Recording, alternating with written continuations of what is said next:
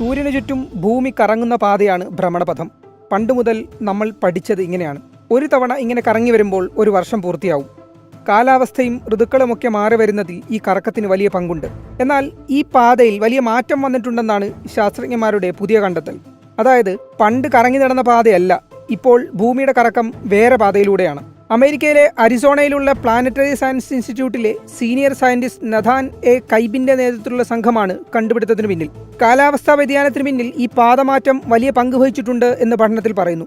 കാലാവസ്ഥയിലുണ്ടായ കാര്യമായ മാറ്റത്തിന്റെ പ്രധാന കാരണം ഇതാണ്. 56 മില്യൺ വർഷങ്ങൾക്ക് മുൻപ് ഇതുപോലെ വലിയൊരു മാറ്റം ഈ പാതയിലുണ്ടായിരുന്നു. ആ സമയത്ത് ഭൂമിയുടെ ചൂട് 5 മുതൽ 8 ഡിഗ്രി വരെ വർദ്ധിച്ചിരുന്നതായും പഠനത്തിൽ പറയുന്നുണ്ട്. സ്റ്റെല്ലർ എൻകൗണ്ടറുകൾ എന്നറിയപ്പെടുന്ന പ്രതിഭാസമാണ് ഈ പാതമാറ്റത്തിന് പിന്നിൽ. 20 മില്യൺ വർഷങ്ങളുടെ ഇടവേളകളിൽ ഒരു നക്ഷത്രം സൂര്യന് 10,000 ആസ്ട്രോണോമിക്കൽ യൂണിറ്റ് അടുത്തുകൂടി പോവാറുണ്ട്. ഇങ്ങനെ ആകാശഗംഗയിൽ നക്ഷത്രങ്ങളും ഗ്രഹങ്ങളും പരസ്പരം തൊട്ടടുത്തുകൂടി കടന്നു പോവാറുണ്ട്. ഇതാണ് സ്റ്റെല്ലർ എൻകൗണ്ടറുകൾ.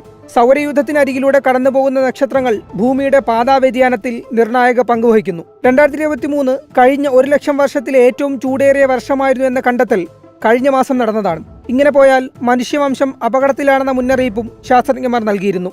ആമസോൺ മഴക്കാടുകളിലെ വരൾച്ചയും സമീപകാലത്ത് ലോകത്തിന്റെ പല ഭാഗങ്ങളിലുണ്ടായ കാട്ടുതീയും ശക്തമായ തണുപ്പുമൊക്കെ ഭൂമിക്ക് ഭീഷണിയാണ്. എൽനിനോ പ്രതിഭാസമാണ് ഈ ചൂടൻ കാലത്തിന് പിന്നിലെ പ്രധാന കാരണമെന്നായിരുന്നു കണ്ടെത്തൽ. അതിനൊപ്പം ഭൂമിയുടെ ഭ്രമണപഥത്തിലെ മാറ്റം കൂടിയുണ്ടെന്ന പുതിയ കണ്ടെത്തൽ ഒരു സമൂഹമെന്ന നിലയിൽ നമ്മുടെ ഉത്തരവാദിത്തം വർദ്ധിപ്പിക്കുന്നതാണ്. ഒരുമിച്ച് നിന്നില്ലെങ്കിൽ ലോകമാകെ അവസാനിക്കാൻ ഏറെക്കാലം വേണ്ടിവരില്ലെന്ന ഞെട്ടിക്കുന്ന യാഥാർത്ഥ്യമാണ് നമുക്ക് മുന്നിലുള്ളത്. നമ്മുടെ സ്വന്തം നാട്ടിൽ കേരളത്തിൽ ചൂട് അധികരിച്ചു വരുന്നത് നമുക്ക് മനസ്സിലാവുന്നുണ്ടല്ലോ. ഖനിജ ഇന്ധനം കത്തുന്നത് പാതിയായി കുറയണമെന്ന് ശാസ്ത്രജ്ഞന്മാർ പറയുന്നത് ലാഘവത്തോടെ എടുക്കാനുള്ളതല്ല എന്നർത്ഥം.